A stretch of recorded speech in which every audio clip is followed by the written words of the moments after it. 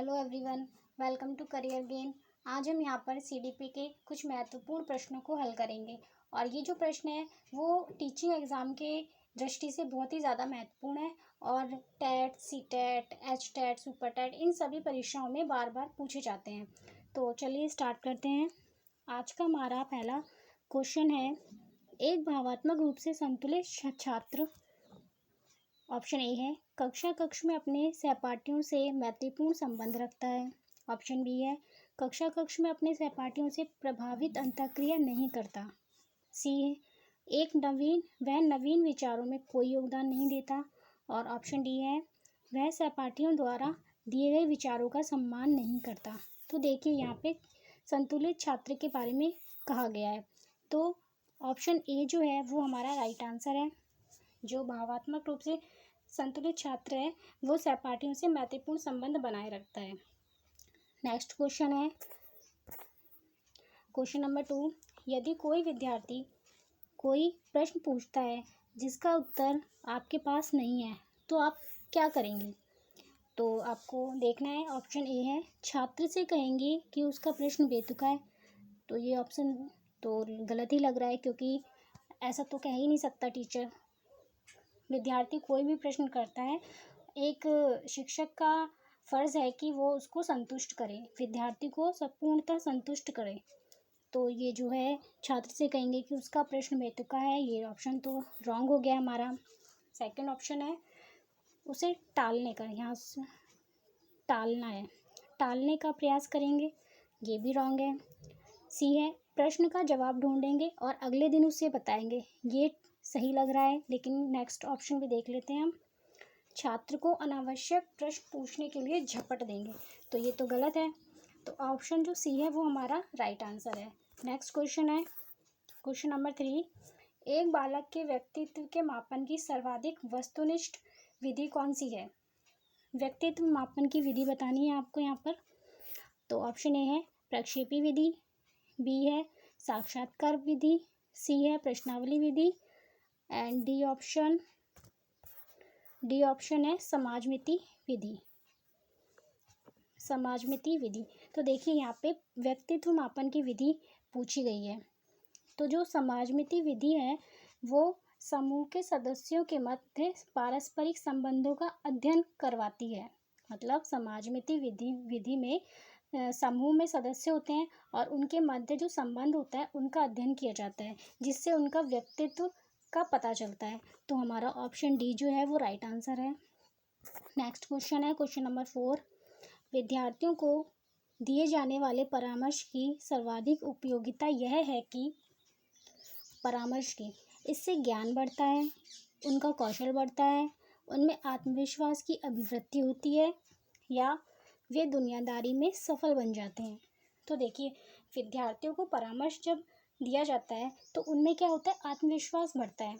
तो ऑप्शन सी जो है वो हमारा राइट आंसर है, उनमें आत्मविश्वास की वृद्धि होती है। चलिए नेक्स्ट क्वेश्चन है क्वेश्चन नंबर 5। क्वेश्चन नंबर 5 है एक शिक्षक के लिए सबसे महत्वपूर्ण क्या है? शिक्षक के लिए कक्षा में अनुशासन बनाए रखना, कक्षा में समय अनुवर्ती होना, विद्यार्थियों की कठिनाइयों को दूर करना या एक सुवक्ता होना। तो देखिए 4 ऑप्शन है, चारों में से जो सबसे बेस्ट ऑप्शन है वो हमें चूज़ करना है। तो इसमें ऑप्शन जो सी है वो सबसे बेस्ट ऑप्शन है। विद्यार्थियों की कठिनाइयों को दूर करना एक शिक्षक के लिए सबसे महत्वपूर्ण कार्य है। नेक्स्ट क्वेश्चन है क्वेश्चन नंबर 6। क्वेश्चन 6 शिक्षक की भूमिका है। ऑप्शन ए है ज्ञान का स्थानांतरण करना, ज्ञान देना, कौशल अर्जित करने में प्रशिक्षित करना या ज्ञान निर्माण का सरलीकरण करना। इसमें भी हमें बेस्ट ऑप्शन चुनना है। हमारे लिए बेस्ट ऑप्शन क्या होगा? तो देखिए ज्ञान निर्माण का सरलीकरण करना, ये हमारा बेस्ट ऑप्शन है। तो option D is right answer. Next question है क्वेश्चन नंबर 7। क्वेश्चन नंबर 7 है शिक्षा का उद्देश्य होना चाहिए। ऑप्शन ए है विद्यार्थियों में व्यावसायिक कौशल का विकास करना, ऑप्शन नंबर बी विद्यार्थियों में सामाजिक चेतना का विकास करना, सी में है व्यवहारिक जीवन के लिए तैयार करना एंड डी है परीक्षा के लिए तैयार करना विद्यार्थियों को। तो देखिए इसमें भी हमें सबसे बेस्ट ऑप्शन चुनना है। तो जो परीक्षा के लिए तैयार करना है वो तो एकदम रॉन्ग आंसर है। शिक्षा का उद्देश्य ये नहीं है कि विद्यार्थी सिर्फ परीक्षाएं क्लियर करता रहे। हाँ, शिक्षा का उद्देश्य है विद्यार्थियों को उनके व्यावहारिक जीवन के लिए तैयार करना, आगे कोई भी चुनौती आए तो उसका वो सामना कर सके। सिर्फ व्यावसायिक कौशल प्रदान करना या सामाजिक चेतना करना भी नहीं है, कोई भी परिस्थिति हो वो उसका सामना कर सके। तो option C is right answer. Next question है क्वेश्चन नंबर 8। क्वेश्चन 8 है परिवार एक साधन है। परिवार एक कैसा साधन है? अनौपचारिक शिक्षा का, औपचारिक शिक्षा का, गैर औपचारिक शिक्षा का या दूरस्थ शिक्षा का। तो हम सभी जानते हैं कि सबसे पहले बच्चा परिवार में ही सीखता है। तो जो परिवार है वो एक अनौपचारिक शिक्षा का साधन है। औपचारिक शिक्षा में स्कूल कॉलेज ही आते हैं। नेक्स्ट क्वेश्चन है क्वेश्चन नंबर 9। शिक्षा प्रभावित हो जाती है यदि कक्ष में प्रत्यक्ष अनुदेशन को प्रयोग में लाया जाए। ऑप्शन नंबर बी है कक्ष में शिक्षक निर्देशित विधियों का प्रयोग करें। सी है शिक्षक द्वारा निर्देशित विधियां एवं प्रत्यक्ष अनुदेशन दोनों काम में लिए जाएं।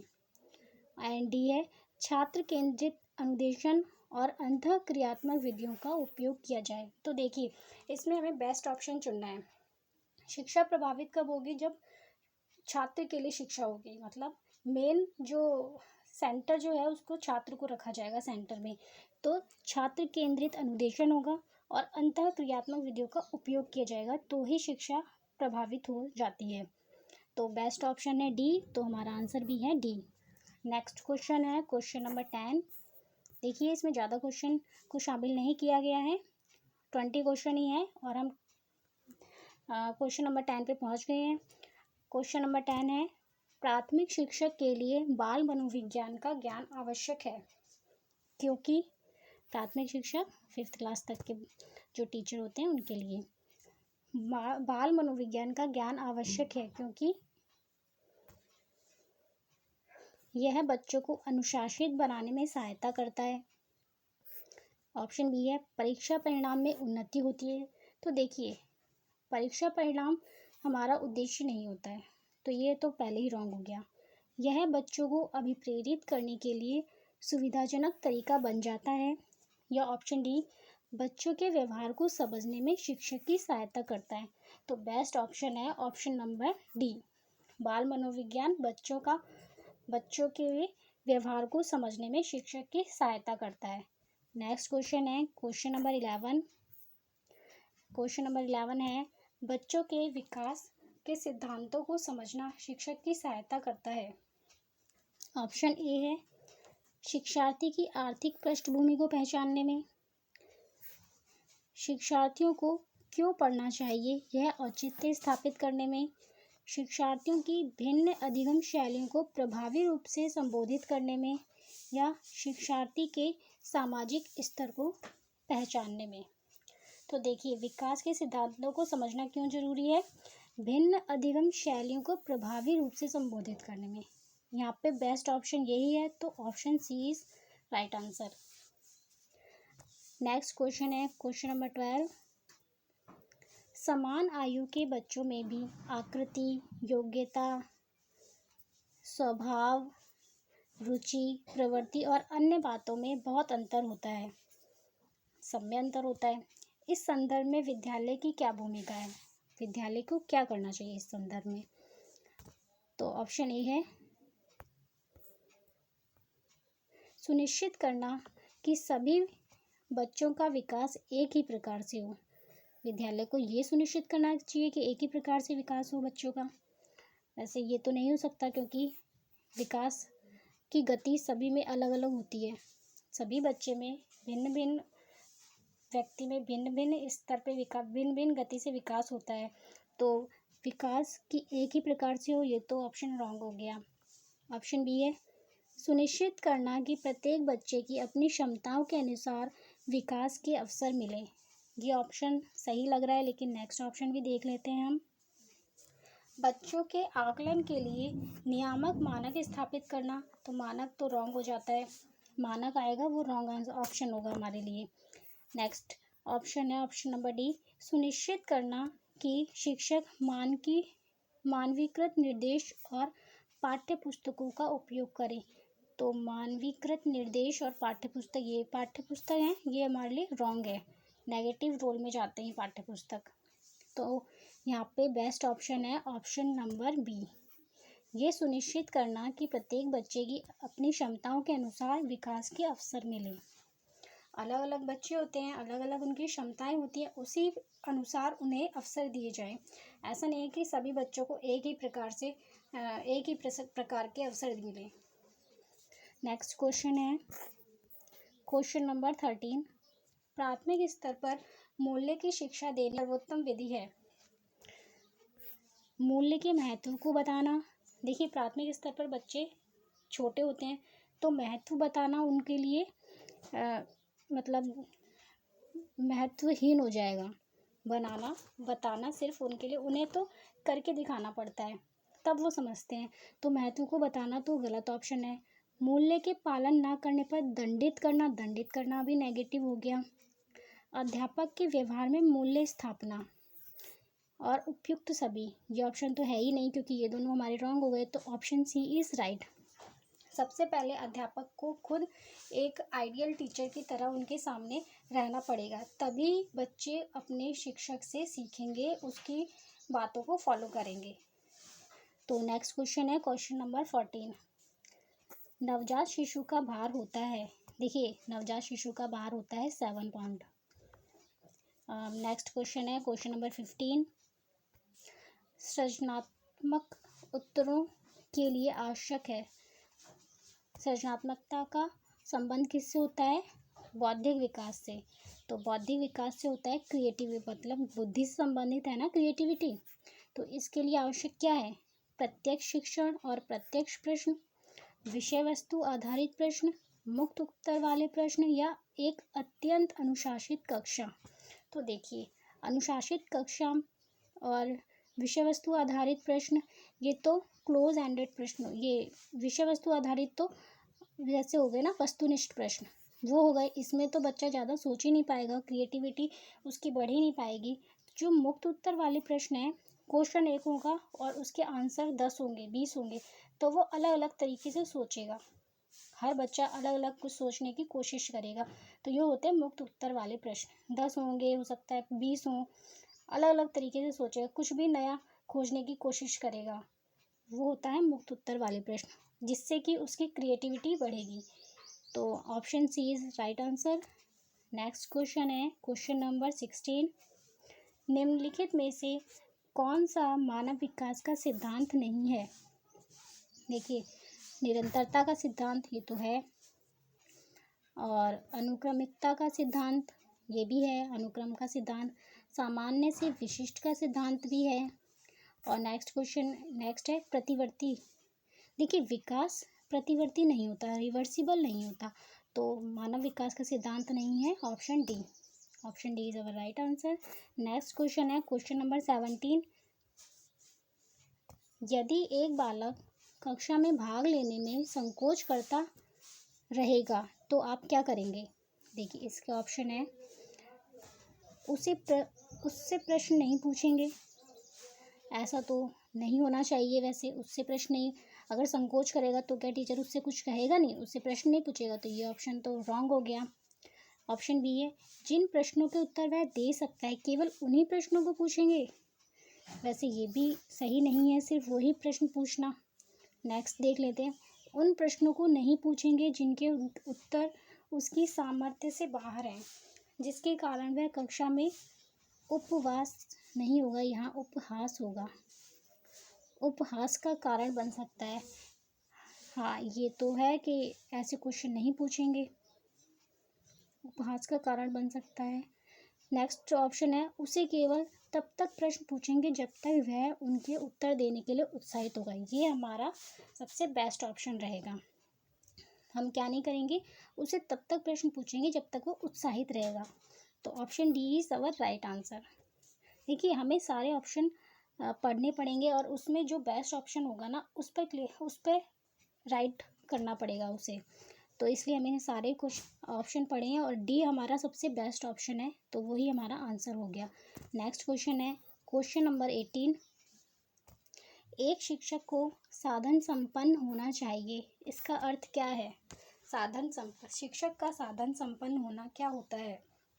ऑप्शन ए है उसके पास पर्याप्त धन संपदा होनी चाहिए ताकि शिक्षण देने की ज़रूरत ना पड़े उसे। तो ऐसा तो नहीं है, शिक्षक शिक्षण नहीं देगा तो फिर कौन देगा? धन संपदा, शिक्षा में धन संपदा का यूज़ नहीं करना है। और ऑप्शन बी है उनका अधिकारियों के उच्च स्तर में संपर्क होना, मतलब बड़े बड़े अधिकारियों से कांटेक्ट होना। तो ऐसा भी नहीं है साधन संपन्न होने का मतलब। नेक्स्ट है उनको अपने विद्यार्थियों की समस्याओं को हल करने का पर्याप्त ज्ञान होना चाहिए। ऑप्शन सी बेस्ट लग रहा है अभी तक। नेक्स्ट भी देख लेते हैं हम। विद्यार्थियों के बीच उनकी प्रसिद्धि होनी चाहिए, ये भी नहीं है, तो option C is our right option. Next question है क्वेश्चन नंबर 19। आप एक अति सक्रिय विद्यार्थी को कैसे सही दिशा में लाएंगे? ऑप्शन ए है पहली पंक्ति में बैठाएंगे और उस पर कड़ी नज़र रखेंगे। सारे ऑप्शन पढ़ लेते हैं। बी है इस कक्षा के कोने में बैठाने की जगह निर्धारित करेंगे, उसे कोने में बिठाएंगे ऐसा तो नहीं है। उसे श्यामपट्ट आदि साफ करने का काम देंगे या इनमें से कोई नहीं। देखिए ऑप्शन में बेस्ट ऑप्शन है सी, उसे एक्स्ट्रा काम देंगे जिससे वो थोड़ा काम में बिजी रहे। अति सक्रिय बच्चा है, वो बहुत जल्दी अपना वर्क को कंप्लीट कर लेता है, उसे हम कोई भी टास्क देते हैं ना बहुत जल्दी कंप्लीट करके आ जाता है। तो हमें उसे क्या है बिजी रखना है, कभी कुछ करवाना है, कभी कुछ एक्स्ट्रा क्वेश्चन देने, एक्स्ट्रा पूछना है उससे, एक्स्ट्रा उसे नॉलेज देनी पड़ेगी और थोड़ा क्लास में बिजी रखना पड़ेगा। इसलिए टीचर कुछ ऐसे वर्क करवा लेते हैं बच्चों से, जैसे श्यामपट्ट आदि साफ करने का काम दे देते हैं या फिर कभी कभी क्लास को मेंटेन रखने का काम दे देते हैं, जिससे कि वो जो अति सक्रिय विद्यार्थी है उसे बिजी रहता है तो उसे अच्छा लगता है। तो option C is our right answer. Question number 20 है विद्यार्थियों को विद्यालय में खेलना क्यों उचित है? विद्यालय में खेलना क्यों उचित है? ऑप्शन ए है यह उन्हें शारीरिक रूप से सशक्त बनाएगा, सही है, लेकिन ऑप्शन आगे भी देख लेते हैं। शिक्षकों के लिए काम आसान करेगा, यह समय बिताने में सहायक होगा, या यह सहयोग एवं शारीरिक संतुलन का विकास करेगा। तो डी है जो एक बेस्ट ऑप्शन है इसमें, तो हमारा राइट आंसर है ऑप्शन डी। ये 20 क्वेश्चन कंप्लीट होते हैं। तो अगर आपको ये क्वेश्चन पसंद आए तो प्लीज़ हमारे चैनल को लाइक एंड सब्सक्राइब करिए, और ऐसे ही और वीडियो पाने के लिए हमारे चैनल को सब्सक्राइब कर लीजिए। Thank you.